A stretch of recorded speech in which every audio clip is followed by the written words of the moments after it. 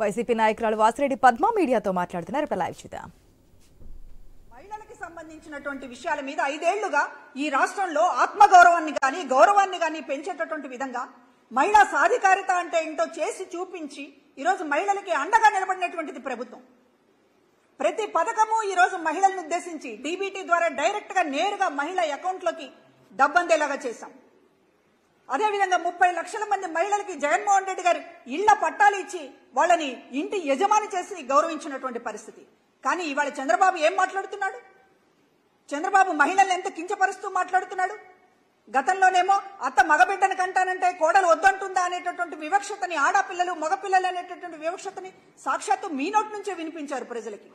ఇప్పుడు ఎన్నికలు సమీపిస్తున్న సమయంలో మరింత మీ వికృత స్వభావము, మహిళలకి వ్యతిరేకమైనటువంటి మీ ఆలోచనలు ఈ రోజున వినపడతా ఉన్నాయి మాటల్లో.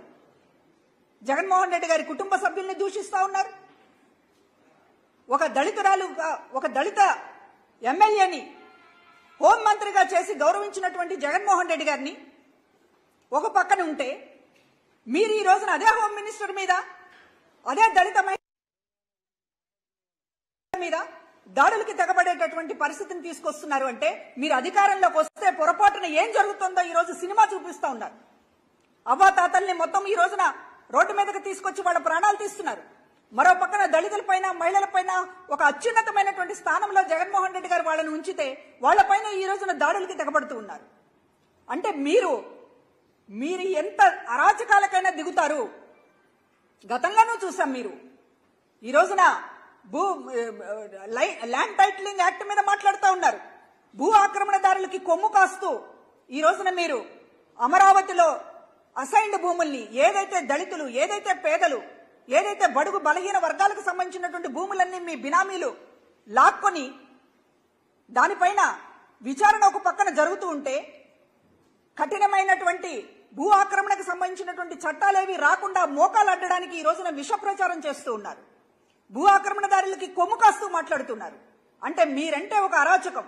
ఇవాళ ఆంధ్ర జాతి గురించి మీరు మాట్లాడుతూ ఉన్నారు. అసలు ఆంధ్ర జాతి అంటే ఒక వెన్నుపోటు అనేటటువంటి బ్రాండ్ తీసుకొచ్చింది చంద్రబాబు గారు కదా అని అడుగుతున్నాం. ఈ రోజున ఆయన హింస గురించి, ఆయన అరాచకాల గురించి, ఆయన ఆంధ్ర సంస్కృతి గురించి మాట్లాడితే దెయ్యాలు వేదాలు వల్లించినట్లుగా కనపడుతోంది. ఈ రోజున మహిళల పైన దాడులు తక్షణం ఆపాలని చెప్పి కోరుతూ ఉన్నాం. ఎలక్షన్ కమిషన్ సీరియస్ గా తీసుకోవాలి ఇటువంటి సంఘటనల్ని. ఈ రోజు ఎలక్షన్ కమిషన్ ఎటువంటి ఒత్తిళ్లకి గురి కాకుండా ఉండాలని చెప్పి మరి మీడియా పూర్వకంగా విజ్ఞప్తి చేస్తూ ఉన్నాం. మహిళలకి కూడా భరోసా ఇవ్వలేకపోతే, ఒక అత్యున్నతమైనటువంటి స్థానంలో ఉన్నటువంటి మహిళా అభ్యర్థులకి కూడా ఈ రోజున రాష్ట్రంలో శాంతి భద్రతలు కల్పించలేకపోతే ఎలక్షన్ కమిషన్ ఎందుకుంటున్నట్లు? కనుక ఈ విషయాలపైన సమగ్రంగా విచారణ జరగాలి. చంద్రబాబు గారి పాత్రని ఈ రోజు బయటకు తీసుకురావాలి. సాక్షాత్తు ఒక హోమ్ మినిస్టర్ పైన, ఇతర జిల్లాలలో మహిళల పైన జరుగుతున్నటువంటి దాడులకి తెలుగుదేశం ఎందుకు పాల్పడుతుందో బహిరంగ క్షమాపణతోటి సమాధానం చెప్పాలని కోరుతూ ఉన్నాం. ఎన్నికల కమిషన్ కి ఫిర్యాదు చేస్తాం. రోజు ఫిర్యాదులు చేస్తున్నాం జరుగుతున్నటువంటి అరాచకాల మీద.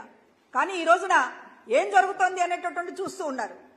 పేద ప్రజలకి మంచి జరగాలని చూడాలి. ఎన్నికలు వచ్చాయని పేద ప్రజలకు మంచి ఆపేస్తే అది ఎన్నికల కమిషన్ బాధ్యత ఎలాగవుతుంది? పేద ప్రజలకి ఎంత న్యాయం చేయాలనేటటువంటిది ఎలక్షన్ కమిషన్ కూడా ఆలోచించాలి. డీబీటీ పథకాలు కొత్తగా వచ్చినాయి కాదు, వాటిని ఆపేశారు. వృద్ధులకు సంబంధించినటువంటి పెన్షన్ ఆపేసేటటువంటి చర్యని ఎలక్షన్ కమిషన్ తీసుకుంది. మహిళల పట్ల దాడులు జరుగుతున్నాయి, ఇష్టం వచ్చినట్టు తిడుతున్నారు అనేటటువంటిది ఎలక్షన్ కమిషన్ కు అనేక సార్లు ఫిర్యాదులు చేస్తూ ఉన్నాము. చర్యలు వేగంగా ఉంటే ఎన్నికల ప్రక్రియ సజావుగా జరుగుతుంది.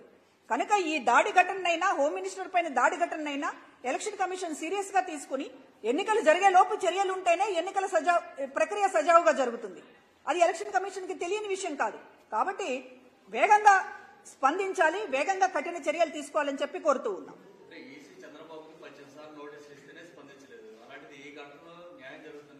ఇప్పుడు ల్యాండ్ టైటిలింగ్ యాక్ట్ మీద మాట్లాడవద్దు అని ఈసీ నోటీస్ ఇచ్చినప్పటికీ కూడా నిరభ్యంతరంగా చంద్రబాబు మాట్లాడుతూ ఉన్నాడు. నిరభ్యంతరంగా కాగితాలను చించేస్తా ఉన్నాడు, కాగితాలను తగలబెడతా ఉన్నాడు, తన వేళ్లు కాల్చుకుంటా ఉన్నాడు, జనం మొఖాల మీద కాలుస్తా ఉన్నాడు. అంటే మేము బట్ట కాల్చి మీదేస్తాం, మీరు తుడుచుకోండి అనేటటువంటి పద్ధతిలో వ్యవహరిస్తూ ఉంటే ఎన్నికల కమిషన్ బ్రేకులు వేయలేకపోతే, కట్టడి చేయలేకపోతే ఇంకా ప్రజాస్వామ్యం, ఎన్నికల ప్రక్రియ అనే దానికి అర్థం ఏమిటి? అంటే ఫిర్యాదులు తీసుకోవడమే కాదు ఎన్నికల కమిషన్ పని. ఫిర్యాదులకు సంబంధించినటువంటి దాంట్లో ప్రతి దాని మీద వెంటనే చర్య ఉందా లేదా అనేటటువంటి చేసి చూపించాలి. దాని ద్వారానే విశ్వాసం, నమ్మకం ఎలక్షన్ కమిషన్ మీద పెరుగుతాయి. ఆ దిశగా చర్యలు తీసుకోవాలని చెప్పి కోరుతూ ఉన్నాం.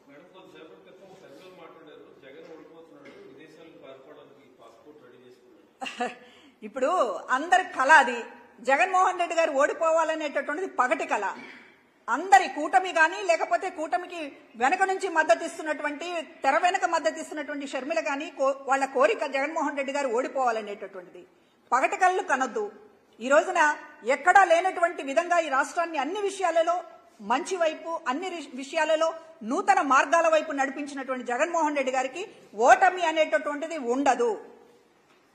మీరు ఏం చేశారని చెప్పి మీ వైపు ప్రజలు చూడాలి. అనవసరంగా గందరగోళం సృష్టించి మీరు గందరగోళంలో పడిపోయి జగన్మోహన్ రెడ్డి గారు ఓడిపోతున్నారనేటటువంటి పగటి కళ్ళు కనొద్దు. ఈ రోజు ప్రజలు ఎవరి వైపు ఉన్నారనేటటువంటి దయచేసి ఇప్పటికైనా ప్రజల నాడి తెలుసుకోండి.